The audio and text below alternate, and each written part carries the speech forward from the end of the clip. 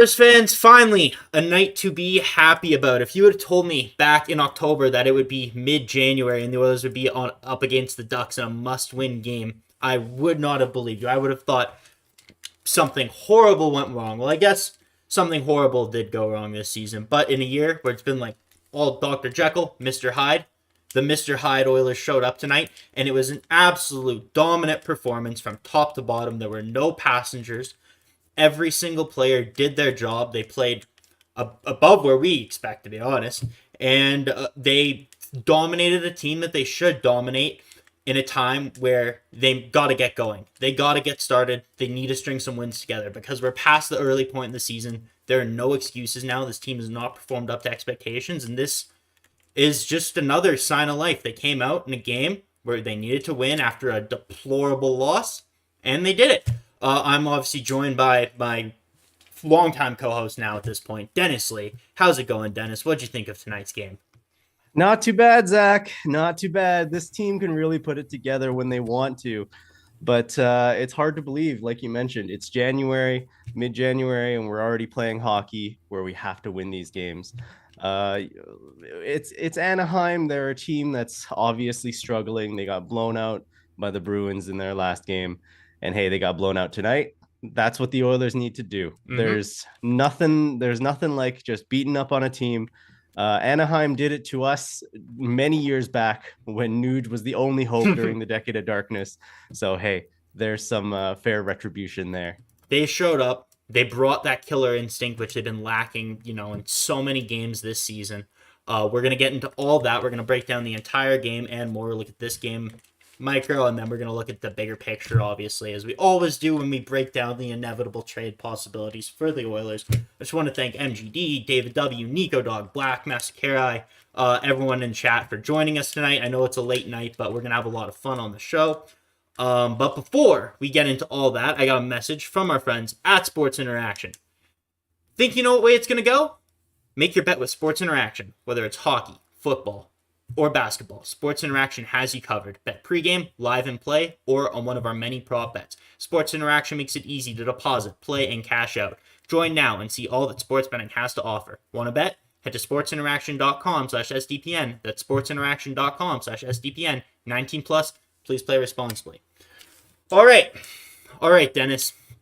Yeah, that game, honestly, like you said, I saw you tweeted this out during the game. Just a game, finally. A game where you could kind of sit back, relax, no stress, just watch, confident that they're going to win. They're not going to blow it. In the first period, I will say, when I think it was the Sam Carrick goal, the first goal the Ducks got. Yeah, that was the first goal the Ducks got. My heart did skip a little bit of a beat. I was like, oh no, not again. We're not starting this habit on the road, right?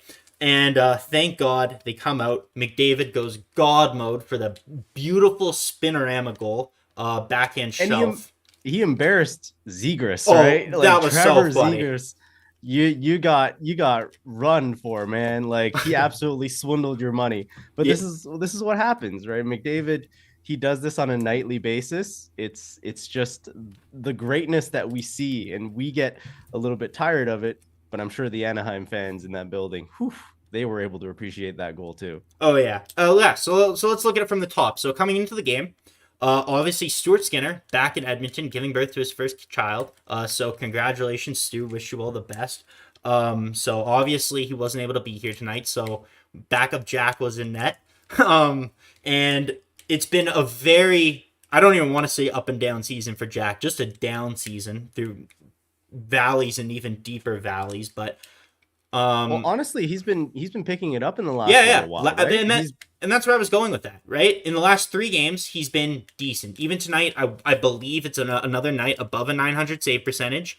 Yeah, he's 913 tonight on 23 shots, so he saved 21 of 23. Perfect. Just a good performance. Perfect. Absolutely perfect. He made a few big saves. Now, again, I think we do need to look at this game through the lens that it was the Anaheim Ducks. Now, and they are not a great hockey team by any respect. So to see Jack Campbell, albeit against a bad team, come out and make saves when he has to, and I want to say the only really good save was right at the end of the first period, 30 seconds left. I want to say it was Mason McTavish, could have tucked it home, and Jack came sliding across and stopped it with his left pad. he, to me, with these new pads, he looks a lot bigger. But it's in his movements where he looks a lot calmer. He's not nearly as frantic, and his cross crease, his sliding and his navigation of the crease is just a lot more concise. It's a lot more. It's a lot. There's a lot less movement to it, and I think that's where we're starting to see him calm a bit down, and there's less nerves, and he's obviously starting to look a lot better. And for this team to take it to that next level, they do need Jack Campbell to continue. Honestly, this. he robbed a couple guys tonight, right? There were a couple of big cross crease plays. We'll go through all the goals period by period in a little bit here, but yeah, there was a chance by Comtois. That line for the Ducks has been buzzing throughout this game. They got, the Sam Carrick goal. Those were all things that were a little bit tough to swallow. You mentioned when that first goal went in. As an Oilers fan, going up 2-0 doesn't seem to mean anything. It doesn't seem like the game is secure in any way, shape, or form. But yeah, right afterwards, the dominance of McDavid, just a great performance by Kostin tonight, just really helped put us at ease. Well, and in the end, we could just, lay back and watch the game. Totally. Coming into the game, we got something that a lot of Oilers fans have been screaming and yelling for, is Dylan Holloway finally given a shot on the top line, right? And not 4 minutes into the game, you have Yamo, who was on his game. Might have been Yamo's best game of the season. Didn't get a goal, but Yamo looked elite. This is the Kyler Yamamoto that can thrive on your team. This is a type of player that every single championship team needs to win. On the forecheck tonight, he was an absolute beast. He caused... Ducks defensemen will be seeing him in their nightmares. Every time they came around the net to make a breakup pass, Yamo came out of nowhere, and whether it was his stick, whether he was using his body, he seemed to break. He caused trouble on their breakout. He got the puck back, and on the first goal, right to McDavid right into the slot, and no one covering Holloway. Holloway beats Gibson clean. It's 1-0 right away, right? And part of that is, of course, it's McDavid's pass, right? Oh. What an unbelievable pass right to Holloway. But we've seen in many instances guys not put that puck away, and he wasted no time. Dylan Holloway immediately zips it past him, past Gibson. Just these are the types of things that you expect from a first round draft pick, right? You finally get to see, well, that's a line full of first round draft picks. So when you have skilled players like McDavid, Holloway gets to put a little razzle dazzle in his step, right? And he played a pretty quiet game after that, but I thought he looked completely at home. I thought he maybe didn't have a lot of grade A scoring chances, but I thought he was quietly effective. He was never a negative on that line, right? McDavid was able to bounce pucks off him. He was able to keep the cycle going. They was consistently in the offensive zone. I think the Oilers truly have something with that line when Kane, because it seems like Kane's coming back really, really soon here. So he's on the trip, right? Yeah, exactly. I've heard, just listening to people talk, it could be as soon as the game against Seattle in like a week. So if Kane comes back, goes in line with Draisaitl, and then you have this Janmark, Kostin, Nugent-Hopkins line when they're going. They seem to be a really good third line, at least right now. So yeah, like the Oilers, they just got to stick to it. And I know I said last game against the Islanders, it could be a turning point or whatever. You need to come in with the same amount of effort and intensity every single game that you showed tonight, you showed against the Islanders, because you have so much skill and so much talent in this lineup that you will win more often than not, right? Then you go to the second goal, like we're just talking about that line. Right after, Ryan Nugent-Hopkins gets another 5-on-5 goal. He probably didn't get as much on that shot as he would have wanted, but it somehow sneaks by John Gibson. It was part of a play, right? There was a nice screen in front of the net. Maybe it ticked off some guy, I think, in front, a Ducks player. But those are the pretty highlight reel goals, but you got to score goals like that. As a team in the NHL, you don't always score highlight reel goals. You just got to get a few ugly ones. Oh yeah, that line was buzzing. Nuge was buzzing tonight. I believe he had, 3 points. Like they were going. Kostin 2 goals, and we'll obviously discuss both of them. But to me, one guy who I am convinced is going to get a call from Gary Bettman for a random drug test is Matthias Janmark. What the heck? Where did this come from? Like, out of the blue, there was a shift on the penalty kill where Janmark like rushed up the ice. It was a 1-on-3, and he pulled out dangles where he looked like Peter Forsberg, and he beat like all three Ducks and got it right to the net and almost tucked it home. I think it was still Gibson at that point in the second period, and I was flabbergasted. Janmark had that on I believe what was Kostin's second goal of the game, and I know I'm kind of jumping between the goals here and there, but whatever. It is what it is. Janmark skated the zone where if you weren't paying that much attention, you could not have convinced me that wasn't Connor McDavid, and he went like a complete lap and a half around, found Kostin for like a 15-20 foot pass, and Kostin zings it top corner. Just beautiful for his 7th of the year, right? Like from top to bottom, you had contributions, and that goal was beautiful. And we kind of discussed the 1-0, 2-0, 3-0. We kind of broken down all the goals up until that point, but just to quickly touch on that play again, like it was a great play by Janmark. Just protects the puck well. You know, he's in a position kind of behind the net, right? That's a low danger area. So naturally goalies are kind of thinking, okay, I gotta monitor where this puck's going. And that was just a beautiful pass to Kostin, who was ready for it. I think that's one of my favorite things about Kostin is he's always ready to zip the puck on net when he's, you know, in the slot area, when he's near the dots. He doesn't, you know, receive a pass and then sometimes think to himself for that half second where he doesn't know what to do. He is ready at any time to just rip one on net. And I love that about the guy. Yeah, he plays such intensity, right? Like you saw later on in the third period, they're up 6-2 at this point, and the Ducks, I think it was Shattenkirk, cross-checks Janmark into the boards, and kind of a greasy play at that point in the game, right? And well, it was a cross-check into the boards, and then he like just threw the puck on him. Well, yeah, and that's where I was going. Like, such garbage, turns around, backhands. I don't think he necessarily, he wasn't looking when he shot it at Janmark, but still, like, you don't do that. And then you have Kostin, like Nugent-Hopkins is never going to do anything there, but you have Kostin come on the ice and they start barking at each other, and Janmark and Kostin get into it with all the Ducks, and you just see Trevor Zegras jump on Janmark and start punching him in the back of the head from behind. No one caught anything. Zegras probably weighs off, but I bet you he doesn't weigh 10 pounds more than Kyler Yamamoto, so I don't know that Janmark felt anything. That's the perfect matchup, right? You have Nuge trying to restrain Zegras at that point, and you're like, yeah, those two guys aren't going to be going. But hey, Nuge can turn it on when he needs to. I remember when he fought a guy in Columbus, I believe. Oh, Sean Monahan. Sean Monahan. Yeah, dude. Sometimes like Nuge is quietly having one of the best seasons he's had in a long time. I think this is his best season ever. Yeah, easily. He's at 50 points already. 50 points in 43 games, which insane. He does pick up a lot of points in the power play, but like tonight, you saw, I believe, I want to say all of his points came 5-on-5. Like, Nugent-Hopkins has been fantastic. Special teams was another thing for tonight's game, right? Yes. Like after an atrocious performance last game against the Kings.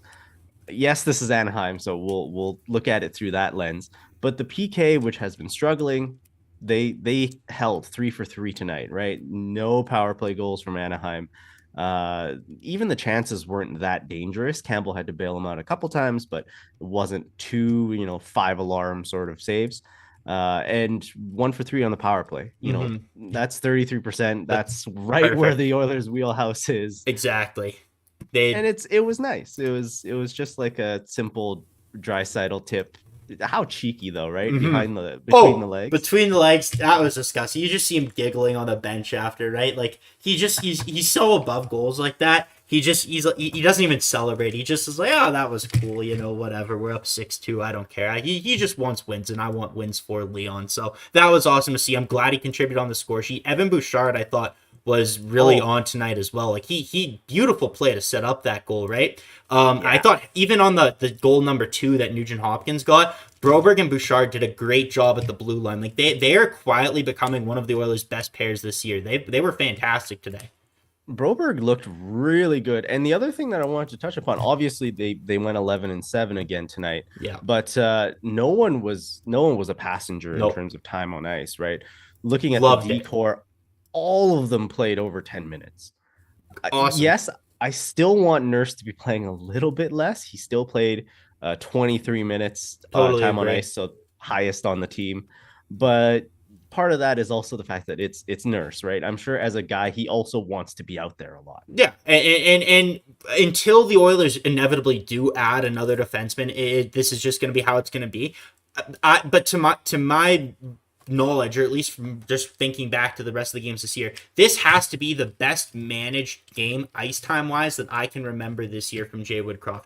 All the forwards were in that 15, 16, 17-minute range. The only guy, who led the Oilers in ice time? It was Ryan McLeod. Yeah. Right? So For forwards, yeah. yes, and Yeah. obviously they were up 6-2, and McDavid and Draisaitl maybe had 2 or 3 shifts in the back half of the third period, right? And that partially is why. But when Woodcroft gets more people involved, especially those top 9 guys, the McLeod, the Yamamotos, the Puljujärvis, all those guys specifically that need to get their touches in, they can't be on the bench for 5, 6, 7 minutes at a time. It makes such a difference in the overall product and the production that you get out of those forwards. You can just see the level of engagement in the game, right? You see Puljujärvi, how many shots? It felt like Puljujärvi had at least 2 or 3 really good shots. There was, I want to say, at the end of the second, if there was 10 seconds left, he would have had a clear-cut breakaway. He smoked Euro Vakanainen. I can't pronounce that guy's name, but he was physically engaged, mentally engaged. Yeah. Yeah, Puljujärvi played great. I mean, yes, you would have liked to see him get on the score sheet. It just helps with his mentality, right? Just his mental game. But he had 4 shots on net tonight. Mm-hmm. All in all, like the Oilers smoked Anaheim, 53 shots on net. You could tell in the third period they kind of dialed it back a little bit. But yeah, just to answer someone in chat, Travis mentioned what was McDavid's time on ice, 15 minutes, Ooh, 15:31. love Draisaitl it. 16:34. Well, yeah, you want to keep these guys low when you can, right? Because we got just like this game was a must win. The next game against San Jose is a must win, and the game against Vegas, it's not a must win considering you win the game against San Jose, but you need to win that game. Like it's not as dire if you lose that, obviously, but because it is Vegas. But yeah, and just to go on what you're saying, like Broberg. Was second on the Oilers in expected goals tonight. He had an 87. He controlled 87% of the expected goals for on the ice. Right, like he was dominant. He's quietly becoming really good. You can see the confidence in the plays that he's making. One guy we can't forget to touch on is Vincent Desharnais, and I wanted to bring him up when you brought up the penalty kill. It was funny. He took the first penalty of the game, right? So he got Yeah. that weird phantom interference call, kind of when the Ducks were breaking into the zone when he went to deny the zone entry, and Yeah, it's kind of hard, right? Because the puck is bouncing in on him. He ends up playing the puck, and then right after he kind of just passes the puck a little bit, the guy starts moving behind him, right? So naturally, Vinny tries to box him out. It's a tough one. Like well, it's his first shift. oh yeah, So he had you give it nerves. to He him. had nerves, of course. But what I was gonna say is like part of the reason you bring a guy like that in is for his penalty killing abilities, right? So it's just kind of funny for him to come and take the first penalty. You don't really get to see him on the penalty kill. I tweet out probably a little bit after. I was like, I hope they take another penalty because they always were playing. It was weird. Usually, it seems like they've taken 2, 3, 4 penalties in the first period, but no, I tweeted out. I was like, Shame, damn. shame on you for I tweeting know. that out, I hope Zach. they take a penalty for science reasons. Like we got to see what Vincent Desharnais looks like on the penalty kill. Not 10 seconds later, Connor McDavid high sticks the Ducks defenseman. Oilers on the penalty kill. I did feel a little bit responsible. They go up. The Ducks get what was I think their second power play of the game. They didn't really get too much. I want to say they had one cross crease pass from Troy Terry, I believe, to Zegras. I can't really remember, but yeah. The one thing I will say, the one caveat, I thought the penalty killing looked really good. I thought Desharnais and Kulak specifically as a pair on the penalty kill. Their sticks really active. They broke up passes. They made clears when they had to. No complaints from them. I would love to see Desharnais in the lineup again. I thought he was a better version of what we have in Marcus Niemelainen. But This was incredible because Desharnais on the penalty kill was like, if you're not watching a lot of Condors games, you probably don't know who this guy is, right? He's a late draft pick. He's 26 years old, but the only thing that maybe Oilers fans, if you read up on prospects, you might know about this guy is he's just a tall beast. He's like 6'6", so that's like nearly yeah, 2 meters. Uh, the dude can also defend though, because you saw guys trying to get into that crease area, trying to get in Campbell's eyes, and Desharnais just very easily shoves him out of the zone, Mm-hmm. and that's something that the Oilers Hit. have had trouble with. Oh yeah, in front of the net, he was clearing people out. He was really really effective in areas that the Oilers haven't been that strong this year. And I think he's not the most notable addition to the lineup just based on draft status and how long he's been in the organization, and not how much barely many people outside the Oilers organization know about him. But if he could come in and gain a bit of confidence, like I was very pleasantly surprised with his puck kills. I saw him make at least 2 rushes up the ice. Like he had a really nice pass up the ice to Ryan McLeod later in the third period where he created a chance. I want to say McLeod ended up passing it to Draisaitl and Draisaitl just missed, but Desharnais was much more of a catalyst, and he wasn't an egg on defense. Like he wasn't just a defenseman. He was able to, again, caveat, it was Ducks, but he was able to hold his head much more above water than I personally expected, and I'm very surprised. And I know I'm jumping a little bit into the future here, but I would love to see him against Vegas. Like I would love to see how he handles a much more intense game and what would be a lot better, just bluntly, a lot better players on a Vegas team, right? Right. A lot of the knock on him is his foot speed, right? Because the bigger players tend to have a little bit slower acceleration, max speed. Well, he looked good. He looked fine, yeah. I think part of that is also it's a small sample size. It's against Anaheim, but the way that Desharnais, he's able to look around, he keeps his head on a swivel, checks where guys are, keeps an active stick, and communicates with his defenseman, right? So you're able to see him swap with Broberg on a play so that he could chip it back towards them, and no harm, no foul. The Anaheim pressure is released, right? So that's all stuff that comes from an AHL veteran. This is got a guy who's a little bit more developed. He's played for a while. He's not, it's his first NHL game, but he doesn't have the usual sort of jitters that a younger player might when they're facing NHL pressure. Yeah, totally, totally. And just looking back on that specific penalty kill that we were talking about there, again, this might be a little nitpicky, but to me, the first pairing out on the ice was Nurse and Ceci. And I don't know what it is, but I was able to see, like, to contrast it with that Kulak and Desharnais play, and you see that cross crease pass that Terry makes, and it just occurred to me that they give up way too many cross crease passes down low. Like we all know when we watch the Oilers power play that it's the McDavid to Draisaitl pass is coming, it's coming, it's coming. It seems like when those guys are on the ice, no matter who the opposition is, it seems like that they can always get that cross crease pass through. Like unless Nurse is lying on his belly in the crease, like it always seems like the opposition inevitably makes that pass. And I think that's something that needs to be cleaned up a little bit. But obviously the Ducks didn't end up capitalizing there, so it's kind of a moot point. Well, you do know where they did capitalize. It's not on a cross crease pass, but the last goal of the game, the Ducks' second goal, it was a slapper from, I think his name Benoit. was like Benoit or something. Yeah, Simon Benoit, I think. But yeah, like that play, Campbell was kind of screened in front. Nurse had a little bit of trouble pushing. I think it was Carrick out of the way. Yeah, they got in a little battle in front of the net. So you saw Campbell try to like peek over, try to like get past this almost double screen, and Cece's off doing other things. So it's a tough one, right? You compare the D pairs, and you have guys who are young, who are kind of struggling in terms of like a Bouchard earlier in the year, a Broberg earlier in the year. Even Kulak had some difficulties where he was playing a little bit too high up in the lineup. About 12 picks. Yeah. Oh man, Kulak to start the year. Yeah. Maybe he did fire an equipment manager. Yeah, literally.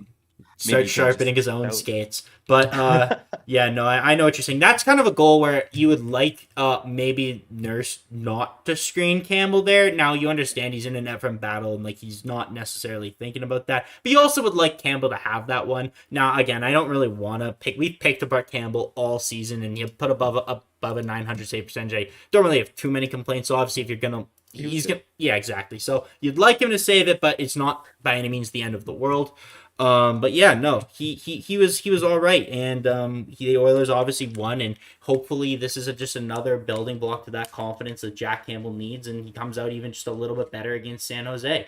But yeah, no, from top to bottom, I thought the defense was awesome. The forwards were awesome. Derek Ryan wasn't in the lineup.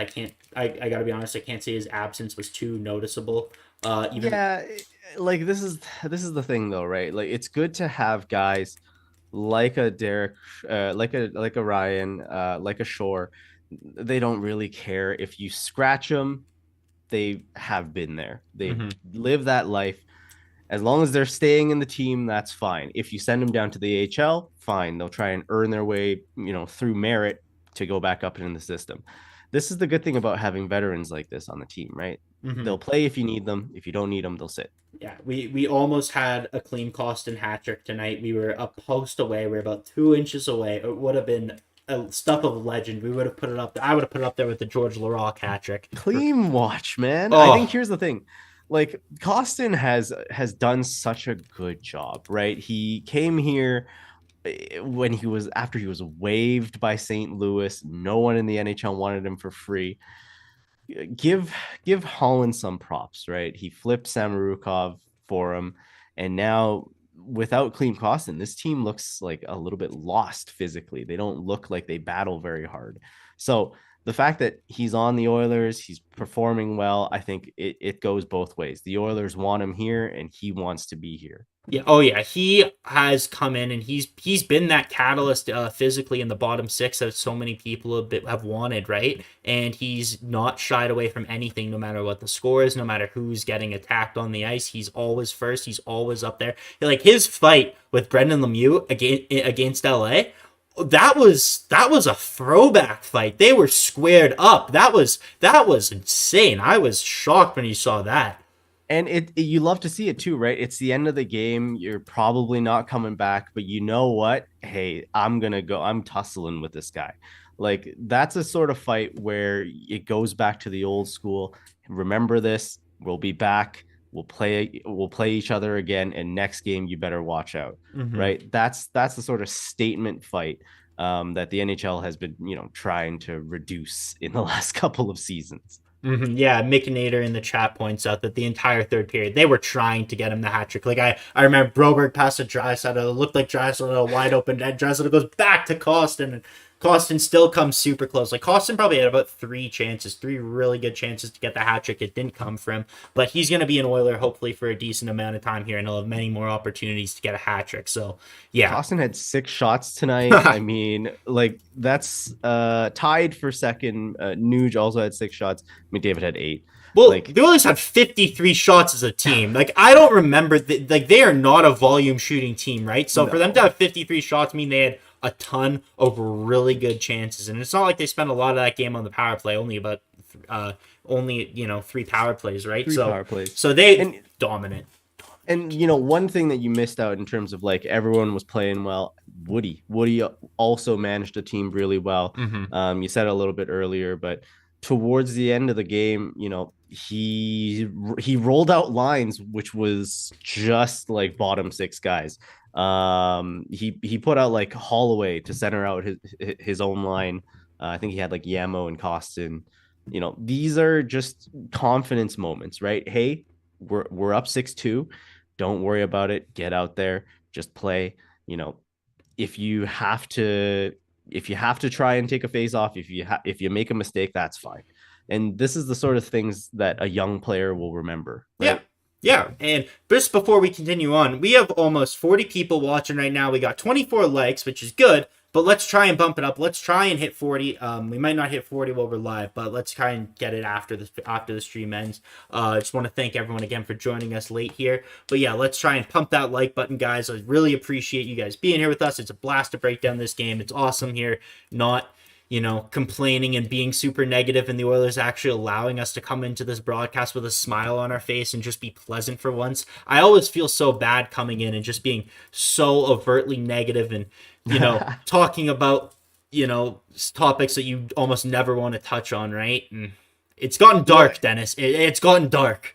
It's tough, right? If we lost tonight's game, you and I would be in here just ripping this team up.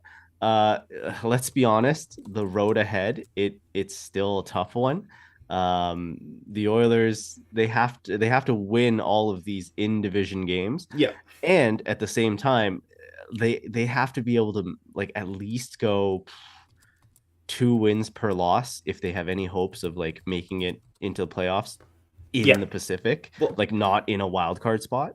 but they need a run here. The time is now for a run. Again, they're gonna get Kane back. Kane is not gonna, change the issues defensively. It's a matter of commitment to the D and commitment to the systems and just playing and in its effort.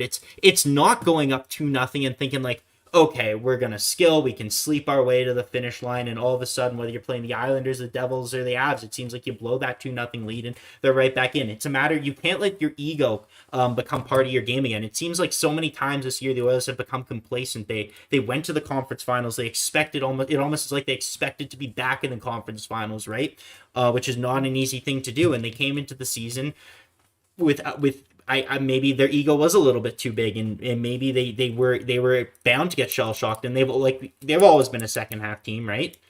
Well, So and think about it, right? When we first started doing the show, how many people were, us included, were saying, look, playoffs ain't good enough this time. no, Playoff Western Conference final, that's not good enough this time. We got to go all the way. Cup final, cup, like we've all been collectively brought back down to earth. mm-hmm. But sometimes, I think back to the 05-06 Cup run. Cinderella runs exist for a reason. And if we squeak in seventh, eighth in a wild card spot and get all the way to the cup final, hey. List. Yes. A couple things here. Just in chat, MGD. Oh, if the Oil lost tonight, I don't think my TV would have survived. LOL. I feel that so much. I'll tell you a quick story here and I'll get back on track. When I want to say, 13 or 14 years old, I was watching the Oilers. It was the last game of the season. They were playing the Vancouver Canucks. I was in my basement, and I remember Ben Scrivens just had such a horrible night. Is it the first or the last game of the season? I genuinely can't remember, but I was sitting beside a little bubble hockey mini puck. I got so mad I couldn't control my hair. I whipped it at the TV, and that TV never worked again. And it's all Ben Scrivens' fault. And then Oilers legend Ben Scrivens. Oilers legend Ben Scrivens, Edmonton resident Ben Scrivens. But yeah, and then also in the chat, Wisecal Zach, trade speculation, news of Drew and Edmondson from Montreal and a big deal. Are you in? On Nation Network, Frank laid out the knock against Chychrun. Thoughts? So I'll let you go first on that. But Wisecal, I saw the tweet that Wisecal is talking about. Just not true. That's a NHL rumor guy. What's the SDPN rumor guy? Hockey Insider what? Man. Do you know who I'm talking about? Smart Yeah, Insider Man. secret Insider It's Man? smart. It's smart. Insider Man? It's smart. Yeah. Yeah, that was a Smart Insider Man account. That's not happening. But I'll let you jump in. Did you see what Frank Cervelli said about Jacob Chychrun? I didn't. Okay. But at the same time, like we all know the knocks, right? Like Chychrun is a guy who, if you're looking for a shutdown defenseman, maybe he's not the guy. But he's a guy that can make a play. He's a guy that can carry the puck up the ice. He'll chip in a couple of goals, couple of assists. Like, if you wanted a two-way defender, Jacob Chychrun is the best guy on the market. If you want just a pure stay-at-home shutdown defenseman, maybe not, right? That's where your Gavrikovs come in. But there's so much speculation now because as we progress along in the season, it's becoming more and more clear which teams are falling out of the playoff race. I mean, earlier, I think yesterday, I saw something about the Oilers being in on Matt Dumba. I don't know if Minnesota is already in a position to call it, but if you're a good GM, which I mean, we know, like, you don't make the calls when you need to like make the trade. You start doing the groundwork ahead of time. You make a couple of preparations, and if things go one path, then you scrap the ones that you didn't need, right? Yes. It's about preparation. Well, just quickly, Lindsay, late to the chat, but still making her presence known. What's up, Lindsay? Thanks for joining us, even though I'm sure it's really late where you are. So, what's up? Thanks for coming back. Hit the like button. We really appreciate it, obviously. But yeah, the Dumba thing, I heard, from what I saw online, essentially, unless the Wild actually, gets an opportunity to bring someone in, like a center of consequence, they're not going to move Dumba out. They're still in the playoff mix. It was just more so the Oilers were calling because they were calling everyone because I think everyone knows they need a defenseman. But my point that I'll say about Jacob Chikrin is here. The Oilers, the defenseman who led the Oilers in expected goals tonight was Philip Broberg. The Oilers, to me, looked their best. I know that they were on for the second goal and they made a little bit of a mistake. Broberg kind of followed the Anaheim Ducks guy up the ice. Bouchard got pulled out. Nugent-Hopkins and cover, and the Ducks scored their second goal of the night. First goal. That was their first goal. Excuse me. But to me, other than that play, the Oilers looked their best when you had Broberg and Bouchard on the ice making plays, right? They were dominant. They were controlling the puck, and that to me is the best form of defense. When you're in the offensive zone, you're not allowing that team to even get the opportunity to apply pressure to you. You can make those plays. You can get the puck out. You're fast, you're quick, and you're doing the offense. So to me, adding Jacob Chikrin is you're adding more offensive, an older version of that. You're getting that puck mover. You're getting that Philip Broberg-esque, Darnell Nurse-esque. Like, we all know, again, we've gone through this a zillion times. We know what he is. I think he would benefit the Oilers immensely. I think he'd be a great partner for Bouchard. You move Broberg down. I thought Broberg and Desharnais, when they were paired together tonight, looked awesome. Like, that could be a pair. It just provides you with a ton more depth. I think we're at the point in the Connor McDavid and Leon Draisaitl's career that you need to make that play. Like, I will not be satisfied with something less. One of the things that does really frustrate me, right? No. Bots. Attack of the bots. That was frustrating me. That frustrates me. But one of the things that frustrates me is the fact that after some clarification, it seems like the ask from Arizona for Chikrin is literally just picks. They don't want established prospects, which in my mind just makes the point ever so clear that Holland is overestimating the future. Like, whoever he thinks he's going to draft in this year and next year's draft is going to immediately have an impact before Draisaitl's contracts due and before McDavid's contracts due. So usually you hear guys like Ryan Rishaug and everyone, they're very conservative. They're always, pro Oilers management, and they never necessarily, I've never heard in my, at least, fandom, I've heard these guys calling for the Oilers to make that big move. But recently, like Craig Button today said he would do it in an Edmonton minute. He moved 2 first plus Broberg for Chikrin, right? You had Mike Johnson on Ryan Rishaug's podcast saying he would do it. You had Ryan Rishaug on every hit that he does in the city and outside of the city saying they need to do it, right? Even Bob Stauffer, yeah, right? The most sheltered, like, this is the OEG guy, has said, hey, Chikrin kind of makes sense now. And just like, I've been swung what around you said about Colin Valley in the future, I think what I heard Pierre LeBrun say was Pierre LeBrun said that Ken Holland, what he thinks, when he came into the Oilers job, he made a promise to himself and the organization that he would, when he left, he would have them in a position to succeed with first-round draft picks coming up the pipe, a strong system, having them ready for long-term success, the old Detroit model, whatever, think of that what you will. But to me, and the difference is, I don't think those two things are the same. Now we're at a point where they haven't necessarily had all the success that they would have hoped in Holland's tenure. They have an opportunity to finally, once in McDavid's career, go all in, and they need to go all in. Like, I can't think of an Oilers fan who genuinely cares about the future beyond the next 3 years. Like, if you care about it, I don't know why. Like, you're wrong. It literally does not matter. Beyond the length of Leon Draisaitl's contract does not matter to this hockey team. Your future is right now. The best thing, what Ken Holland should be thinking, this is the point that Ryan Rishaug made, and I wholeheartedly agree with it. You know what's better than leaving the Oilers with a stock cupboard full of, third line left wing and right wings and bottom pairing defensemen? It's Connor McDavid lifting the Stanley Cup above his head. That is the number one thing you could do. Exactly. It is the number one thing you could do for this organization. And that is why I trade all the picks. Broberg's been fantastic, but and trust me, bro, I've I'm very, very, very happy with the way Broberg's played, but I'd still move him in this deal if you can do it and keep Broberg. That's the Sure, wild thing. Yeah, they don't want him. that's yeah. They don't want The Broberg. the They the don't. the new package seems to be a first, and a second, or some other, like they want things that they could do that go with their timeline. Right? Exactly. Cat moves. That's it. So if it means, and I know, and we both love Jesse, where Jesse stands here. If it means moving out Jesse, if it means paying someone to take Warren Fogle, then you do it. You do whatever you could do. You don't have time. The clock is ticking. What if they don't do this? If they go out and get an Edmondson, who to me this year has just been horrible. Our boss Andrew Berkshire, he is not a Joel Edmondson fan, and everything he said about Joel Edmondson, guys, you don't want him on the Oilers. Trust me. Everyone in the group chat over at Game Over is absolutely razzing the Oilers right now. So pray for Avery, Zach, and myself as we fend off our coworkers. Honestly, like it's embarrassing, right? 8th year, 9th year of Draisaitl and McDavid, and we are sitting here just past halfway in the season going, if we don't make a move, this team might be done. We might not be making it into the playoffs. Like that's inexcusable. I don't really care if Holland leaves this organization with the city hating him.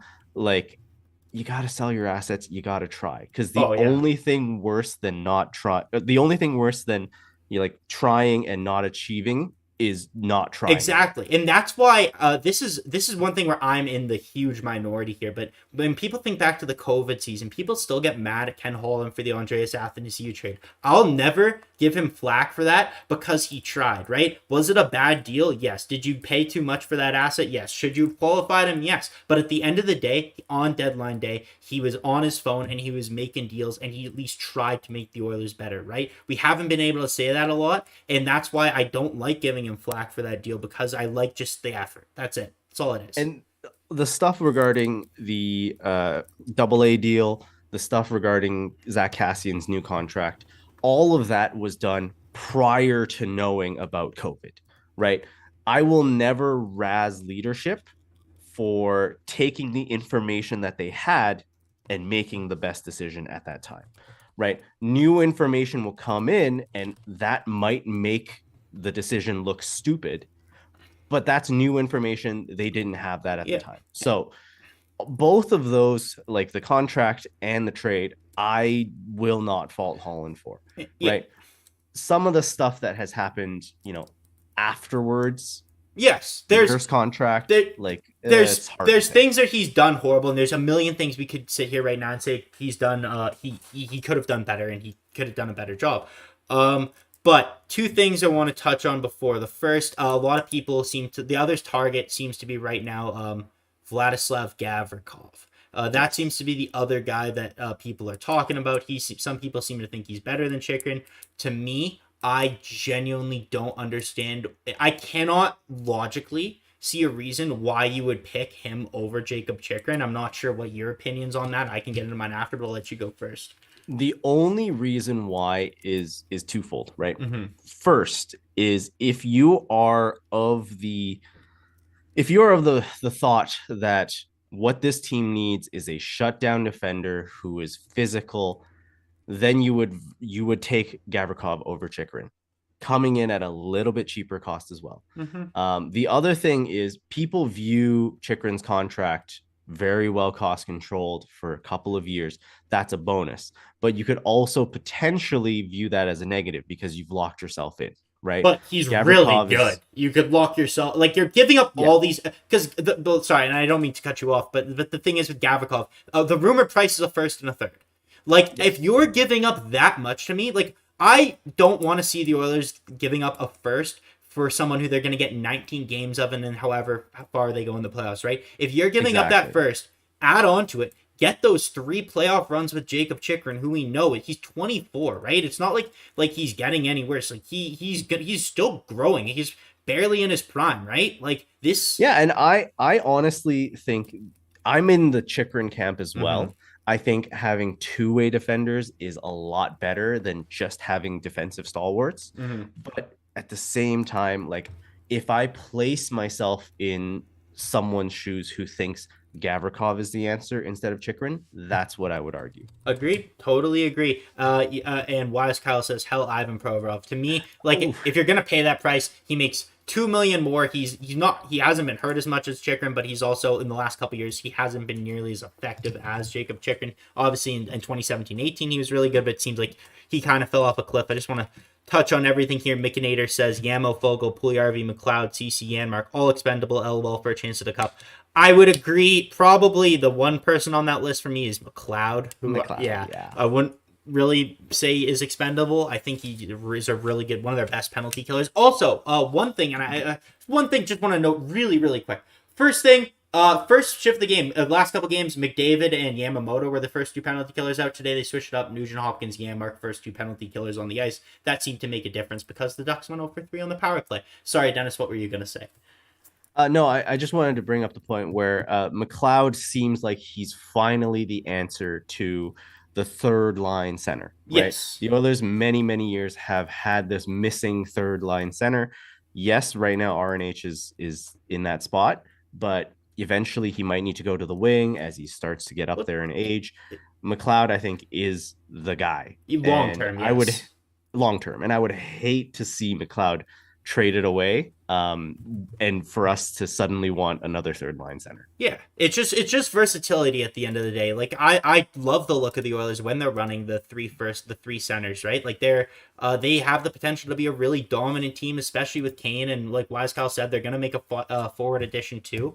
And I think I know they're really low in the standings, or lower than you would like in the standings. But at the end of the day, I think I know it can get really dark, it can get really bleak here, but we all have confidence in them making a run. We know they're a lot better than what we've shown. We know when the chips are down, just like last year in the playoffs, they're down, they win game 6, they win game 7 to go back to LA. Like you would have had any doubt, right? This is going to be the same this year. They're down, they're going to come back, they're going to make the playoffs, and we'll see how it goes. To me, it just comes down to Ken Holland and his willingness to add. And the one thing that I just want to say before we end off, we can maybe touch on another game for next game for 2 seconds, but before that, to me, there's a lot of we've heard a lot about the Oilers are waiting to make a move for for a defenseman closer to the deadline. To me, I don't understand that, especially if it is Jacob Chikrin. The Oilers are in long LTIR. They're not accruing any cap space, right? So there's no cap benefit to them waiting.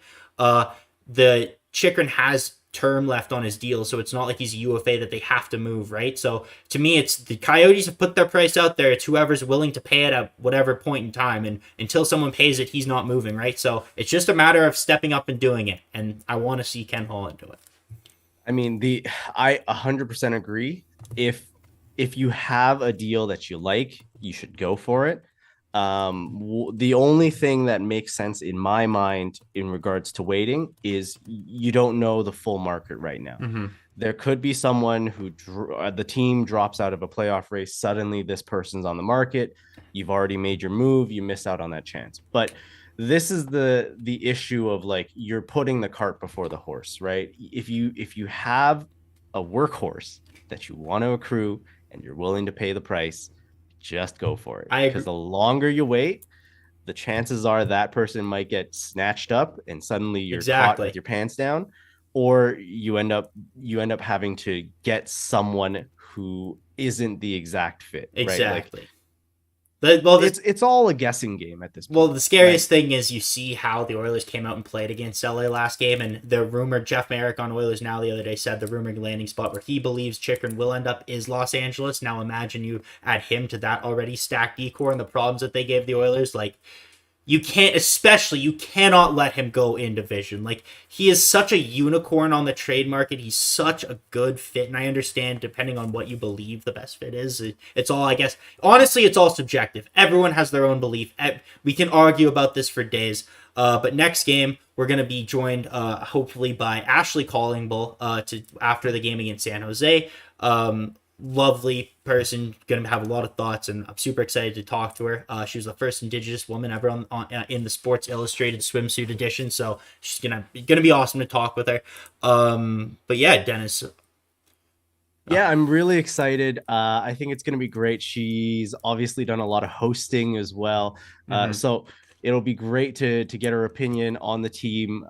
If we could present the team in a winning state, that'd be great. because it would be a bunch of Oilers fans feeling great. But we'll see how it goes against the San Jose Sharks. Now that's Friday, January 13th, Friday the 13th. And the game starts at 8:30, so it's Super another late late game. show for Oh us. yeah, we won't be done till after midnight, I'm sure. So we're all looking forward to that. I want to thank everyone again for joining us in the chat. We got about 50 people watching us right now. We got 36 likes. Let's guys smack it one more time. Let's try and hit 40 right here. But yeah, Dennis, anything else from you? One last thing I wanted to shout out. If there's any basketball fans in chat, I know we have run a little bit late tonight, but the SDPN has a new podcast out. It's hosted by S and Lauren. It's Awesome. the Objective Basketball Podcast, the TOB. So if you want to check out their show, it's amazing. I guarantee you'll have a fun time. Yeah, that's it for us. Yeah, thank you guys for joining us. Let's play La Bamba, baby, and we will see you on Friday. Take care till then. Stay